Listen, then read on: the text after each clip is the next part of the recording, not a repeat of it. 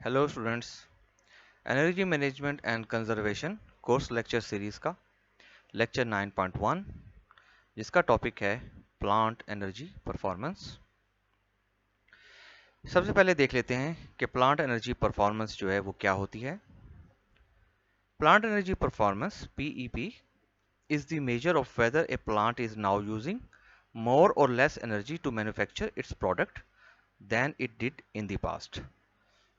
तो इस परफॉर्मेंस का मतलब ये हुआ कि प्लांट जो है प्रोडक्ट्स को मैन्युफैक्चर करने के लिए जो एनर्जी यूज कर रहा है, क्या वो लेस यूज कर रहा है या ज्यादा यूज कर रहा है according to it did in the past.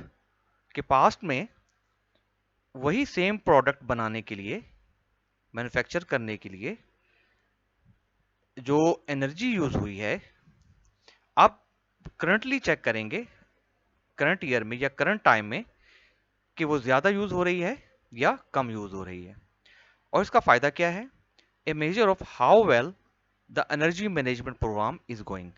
कि एनर्जी मैनेजमेंट का जो प्रोग्राम्स हैं कि जो इंडस्ट्री ने या ऑर्गेनाइजेशन ने अडॉप्ट किए हुए हैं, क्या वो ठीक चल रहे हैं या नहीं। सो प्लांट एनर्जी परफॉर्मेंस से उसका अंदाजा हो पाएगा कि वो कितना बेहतर अंदाज से चल रहे हैं। इट कंपेयर्स करेंगे the change in energy consumption from one year to the other considering production output.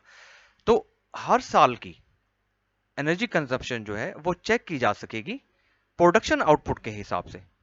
कि अगर प्रोडक्शन आउटपुट जो है वो सेम रही है अकॉर्डिंग टू जो है परफॉर्मेंस जो है वो पिछले 2 या 3 साल की, तो एनर्जी कंजप्शन चेक की जाएगी। ठीक है, हर साल की अलग अलग के जो आउटपुट है उसके हिसाब से एनर्जी जो है वो कितनी यूज हुई है या कितनी चेंज हुई है कंजप्शन के हिसाब से। Plant energy performance monitoring compares plant energy use at a reference year. तो ये जो परफॉर्मेंस होती है, मॉनिटर जो है उसको कंपेयर करना पड़ेगा plant energy at a reference year. इसका मतलब ये हुआ कि कोई भी एक ईयर जिसको प्लांट जो है या प्लांट के जो ऑर्गेनाइजेशन वाले लोग हैं उसको रेफरेंस ईयर कह देंगे या उसको स्टैंडर्ड ईयर कह दिया जाएगा कि इस साल के हिसाब से अगले आने वाले कुछ सालों की एनर्जी परफॉर्मेंस को कंपेयर किया जाएगा। जो जिसमें मॉनिटर करना होता है, तो एक स्टैंडर्ड बनाएंगे एक ईयर को जिसको हम रेफरेंस ईयर कहेंगे। उसके उस ईयर के साथ आने वाले सालों को कंपेयर करवाया जाएगा विद दी सब्सिक्वेंट ईयर्स, ताकि उससे अंदाजा हो पाएगा कि प्लांट की जो एनर्जी परफॉर्मेंस है उसमें कुछ इंप्रूवमेंट आई कि नहीं आई, या कि परफॉर्मेंस जो है वो डिक्लाइन की तरफ जा चुकी है। However a plant production output may vary from year to year. बिल्कुल हो सकता है, क्योंकि according to the production batches, तो प्लांट की जो आउटपुट है वो चेंज हो सकती है और उसके साथ साथ उसकी जो एनर्जी यूज है वो भी चेंज हो सकती है। And the output has a significant bearing on plant energy use.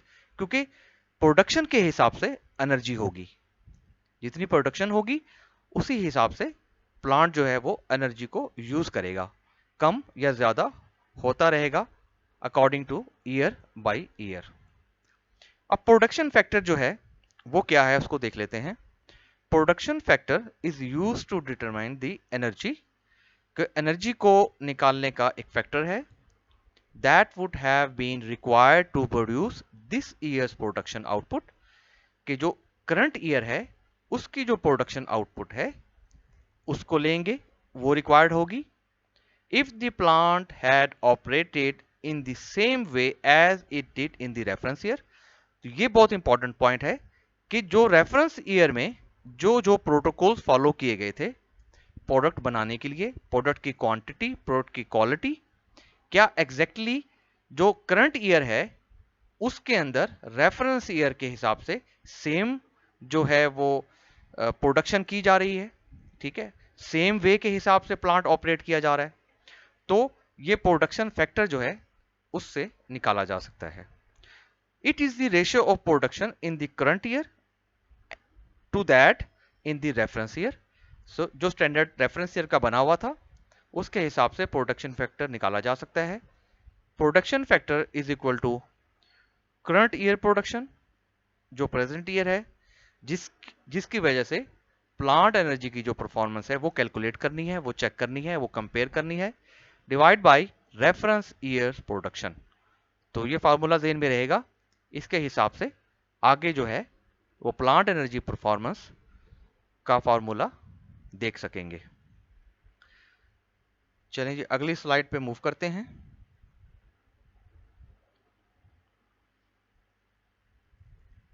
Reference year equivalent energy use, ये क्या है इसको देख लेते हैं। The reference year's energy use that would have been used to produce the current year's production output may be called the reference year energy use equivalent।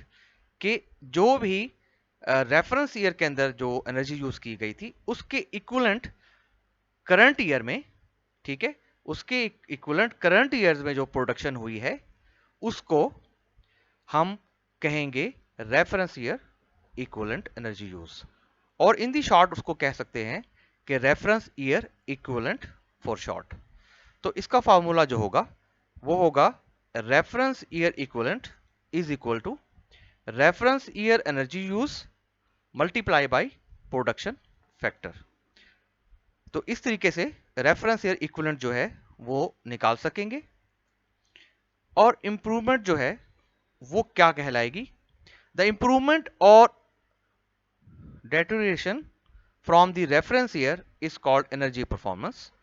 कि energy जो performance है वो ये देखेंगे कि जो रेफरेंस ईयर को एलोकेट की गई थी कि इस रेफरेंस ईयर में जो एनर्जी यूज होगी उसके हिसाब से जितनी भी प्रोडक्ट जो है वो बनाई जाएगी, ठीक है, उसको देखेंगे कि नेक्स्ट बाद में जो भी सब्सिक्वेंट ईयर्स आए हैं उन ईयर्स के हिसाब से क्या जो एनर्जी इस्तेमाल हुई है उससे इंप्रूवमेंट आई है या डेटोरेट हुआ है। इसको हम कहेंगे energy performance and is a measure of the plants energy management process. और ये जो एनर्जी मैनेजमेंट का प्रोसेस है उसका ये एक हिस्सा है। सो प्लांट एनर्जी परफॉर्मेंस जो होगी वो होगी reference year equivalent current years energy. जो भी रेफरेंस ईयर होगा उसका जो इक्विवेलेंट होगा उसके हिसाब से जो हमारी करंट ईयर एनर्जी होगी। मतलब ये है कि सेम पैरामीटर्स यूज हुए होंगे हमारे रेफरेंस ईयर में और करंट ईयर में, सेम वे में प्लांट चला होगा and divide by reference year equivalent multiply by 100। सो ये हमें परसेंटेज में मिलेगा कि जो हमारा प्लांट एनर्जी परफॉर्मेंस है वो कितने परसेंटेज इंप्रूव किया है। The energy performance is the percentage of energy saved at the current rate of use compare to the reference year rate of use. ठीक है, तो ये हम देख पाएंगे कि जो एनर्जी परफॉर्मेंस है उसका परसेंटेज क्या होगा कि कितनी एनर्जी जो है वो सेव कर पाए हैं करंट रेट को और कंपेयर कर पाएंगे रेफरेंस ईयर के रेट को यूजेज के। The greater the improvement the higher the number will be. अच्छा, इसके अलावा हम एक पॉइंट और देख सकते हैं इसमें कि मंथली एनर्जी परफॉर्मेंस भी देखी जा सकती है कि अगर हम ईयरली परफॉर्मेंस ना देखना चाहें या प्लांट जो है वो ईयरली की बजाय मंथली एनर्जी परफॉर्मेंस की प्रोसीजर को अडॉप्ट कर सकता है। Experience however has shown that once a plant has started measuring yearly energy performance, जब एक दफा प्लांट जो है वो एनुअली एनर्जी की परफॉर्मेंस को मेजर करना शुरू कर देता है, management wants more frequent performance information in order to monitor and control energy use on an ongoing basis. तो जब ईयरली एक दफा चेक करना शुरू हो जाते हैं या रूटीन में प्लांट जो है वो ईयरली बेसिस पे जब चेक कर रहा होता है तो उसके बाद मंथली एनर्जी परफॉर्मेंस को चेक करने के लिए मैनेजमेंट जो है वो चाहती है कि ज्यादा फ्रीक्वेंट परफॉर्मेंस इंफॉर्मेशन जो है वो उनके पास मौजूद हो ताकि वो बेहतर अंदाज से सिस्टम के एनर्जी को मैनेज कर सकें या प्लांट के एनर्जी को मैनेज कर सकें in order to monitor and control energy use. ठीक है, ये इसमें इंपॉर्टेंट पॉइंट है कि वो मॉनिटर एंड कंट्रोल कर सके एनर्जी यूज को। तो वो क्या करेंगे कि वो प्लांट एनर्जी परफॉर्मेंस को can adjust as easily be use for monthly reporting as yearly reporting. तो वो ईयरली रिपोर्टिंग के बजाय मंथली रिपोर्टिंग को जो है वो यूज कर सकेंगे एनर्जी परफॉर्मेंस के लिए। और इसी तरीके से वो किसी एक मंथ को जो है वो रेफरेंस मंथ कह लेंगे, और उसी रेफरेंस मंथ से वो अपनी बाकी सिस्टम्स को बाकी एनर्जी कंजप्शंस के को कंपेयर करते रहेंगे जो भी उनके बाकी मंथ्स होंगे, ताकि उनको अंदाजा होता रहेगा कि उनकी जो प्लांट एनर्जी परफॉर्मेंस है with respect to the each month वो कितने परसेंटेज में सेव हो रही है। अब ये देख लेते हैं कि एनर्जी जो यूज है उसकी मैचिंग जो है वो रिक्वायरमेंट पूरा करने के लिए कैसे होगी, कि कहीं सिस्टम में मिसमैचिंग तो नहीं आ रही कैपेसिटी की वजह से, और उस ऑफन जो है वो इनएफिशिएंसीज होती हैं पार्ट्स में, उसकी वजह से मिसमैच तो नहीं आ रहा। तो वो देखा जाएगा और उसको किस तरीके से रिमूव किया जा सकता है। मिसमैच बिटवीन इक्विपमेंट कैपेसिटी, कि जो इक्विपमेंट कैपेसिटी है वो अकॉर्डिंगली ऑपरेट किया जा रहा है, उससे उतनी ही कैपेसिटी हासिल की जा रही है जितनी रिक्वायरमेंट है और जितनी कंपनी ने डिज़ाइन स्पेसिफिकेशन में लिखी हुई है। End user requirement often leads to inefficiencies due to part load operation. ठीक है, जो ऑपरेशंस होंगे पार्ट के उन पे कितना लोड डाला जाएगा और वेस्टेजेस वगैरह इसमें चेक की जाएंगे। Worst case design is a designer characteristic. जब भी कोई डिजाइन बनाया जाता है या कोई भी डिजाइन किसी इक्विपमेंट का बनाया जाता है, किसी प्लांट का डिजाइनिंग किया जाता है, तो वो डिजाइनर की कैरेक्टरिस्टिक होती है कि वो किस तरीके से प्लांट को सिस्टम को डिजाइन करेगा। While optimisation is the energy managers mandate. तो ऑप्टिमाइजेशन जो है कि वो आगे उस इक्विपमेंट को प्लांट को किस तरीके से बेटर ऑप्टिमाइज कर सकेगा फॉर दी सही कैपेसिटी इस्तेमाल करने के लिए, और प्रोडक्ट की क्वालिटी और वियर एंड टीयर से बचने के लिए। तो एनर्जी जो मैनेजर है वो ऑप्टिमाइज करेगा। तो ऑप्टिमाइज करने का फायदा ये होगा कि बहुत सारे इंस्ट्रूमेंट्स जो कि इंडस्ट्री में यूज हो रहे होते हैं और उनको बिल्कुल लाइट सा ऑप्टिमाइज करके सिस्टम को बेहतर अंदाज से ड्राइव कराया जा सकता है। एग्जांपल्स देख लेते हैं कि just like eliminate throttling of a pump by impeller trimming. ये जो सेंट्रीफ्यूगल पंप्स होते हैं हमारे पास जो इंडस्ट्री में बहुत ज़्यादा इस्तेमाल है उनका, तो उनके डायमीटर्स को इम्पेलर के बढ़ाकर या कम करके थ्रॉटलिंग जो है वो पंप की कंट्रोल किया जा सकता है according to the need of flow. ठीक है, तो ये काम किया जा सकता है।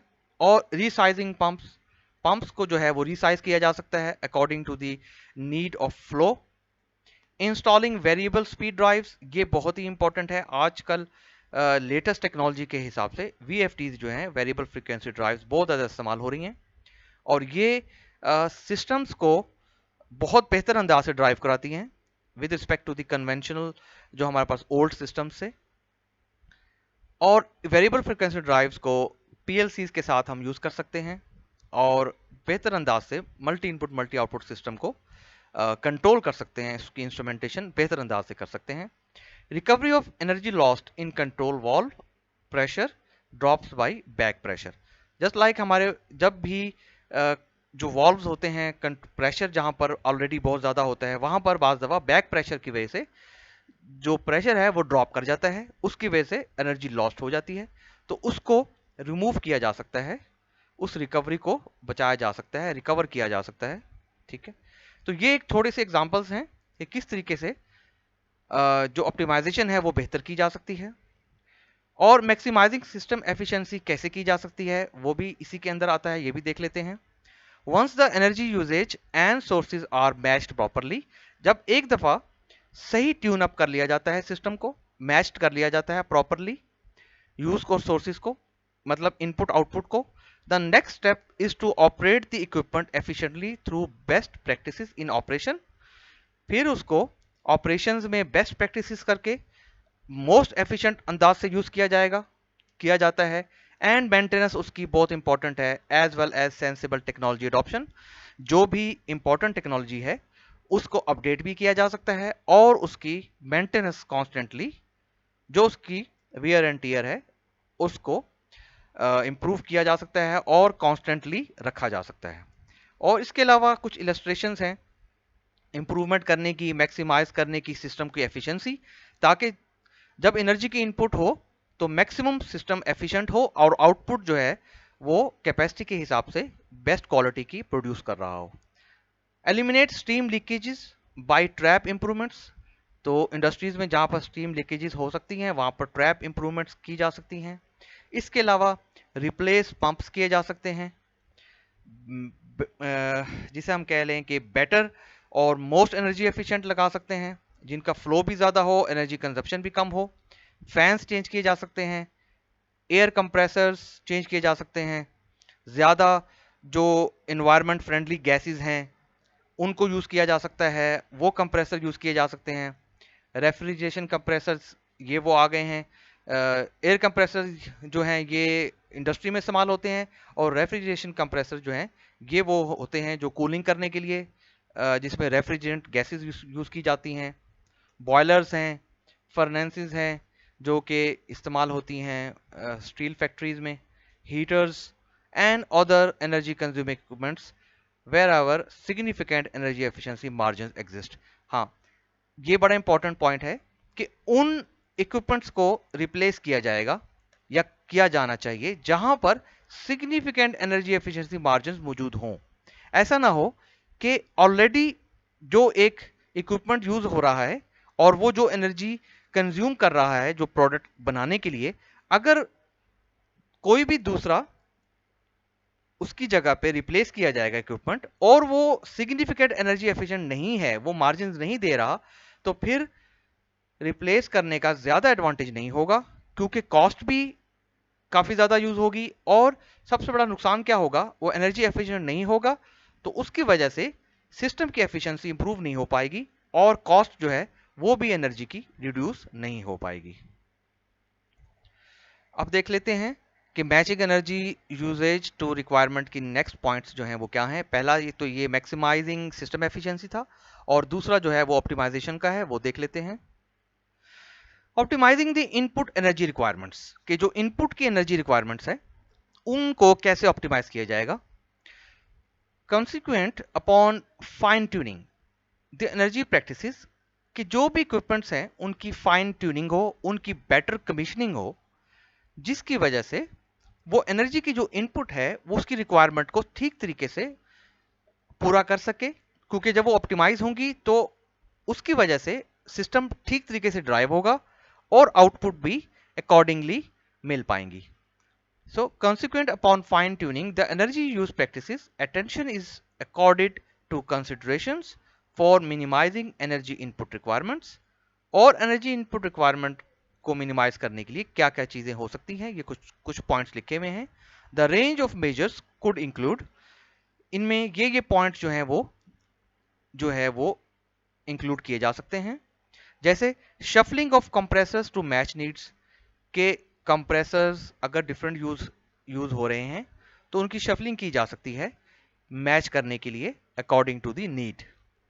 Periodic review of insulation thickness, जो भी इंसुलेशन करने के लिए, ठीक है, जो भी थिकनेस यूज हुई है इंसुलेशन की, अगर वो कम हो जाती है या वो थिकनेस में कमी आ जाती है तो उसका मकसद ये है कि लीकेज होने के ज्यादा चांसेस हैं, और लीकेज होने से सिस्टम की जो परफॉर्मेंस है वो डेटोरेट हो सकती है, तो इसलिए उसकी जो रिव्यू है पीरियोडिक वो की जानी चाहिए।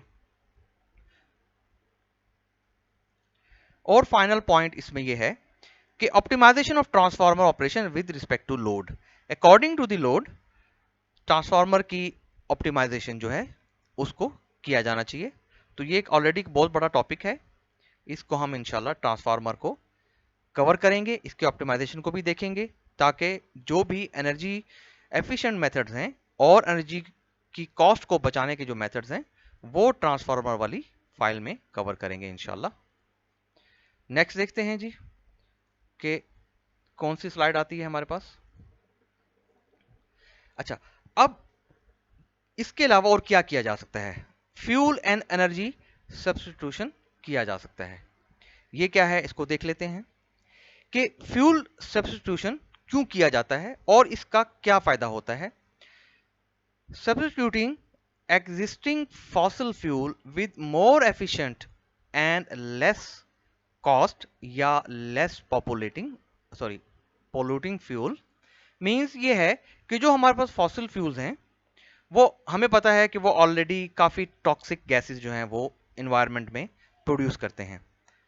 उसका एक तो ये नुकसान है और दूसरा ये वो कॉस्टली बहुत हैं। ठीक है, तो क्यों ना जो ज्यादा एफिशिएंट फ्यूल्स हैं उनकी तरफ मूव किया जाए, सब्स्टिट्यूट किया जाए, चेंज किया जाए उसको, या जो लेस कॉस्ट भी हो और साथ में लेस पोल्यूटिंग भी हो, कि जो इन्वायरमेंट को पोल्यूट कम से कम करें। तो फॉर इंस्टेंस नेचुरल गैस जो है वो यूज की जा रही है इंडस्ट्रीज में बहुत ज्यादा, और इसके साथ इन फॉसिल फ्यूल्स को सब्स्टिट्यूट कर दिया गया है नेचुरल गैस के साथ, बायोगैस के साथ and locally available agro residues, जो भी बायोमास यूज करते हैं एग्रीकल्चर वेस्ट का, ठीक है, उसको भी सब्स्टिट्यूशन के हिसाब से यूज किया जा सकता है। Energy is an important input in the production, so without the energy there is no production. This is very crystal clear point. There are two ways to reduce energy dependency.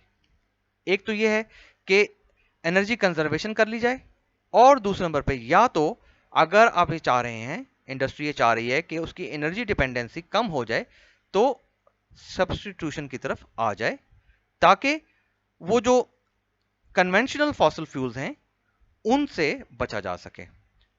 तो fuel substitution has take place in all the major sectors of the Pakistan economy.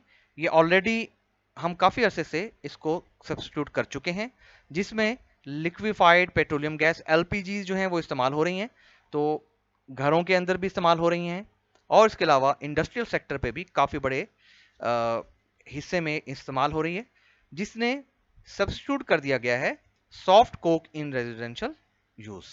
ठीक है, soft Coke जो था ये कोयला type की चीज है जो हम घरों में भी इस्तेमाल करते थे खास तौर पर, उसको रिप्लेस कर दिया गया है एलपीजी से। तो आजकल सर्दियों में लोकल मार्केट में एलपीजी अवेलेबल होती है, और अगर नेचुरल गैस अवेलेबल नहीं होती तो हम क्या करते हैं, इसको रिप्लेस कर लेते हैं, सब्स्टिट्यूट कर लेते हैं टू एलपीजी से।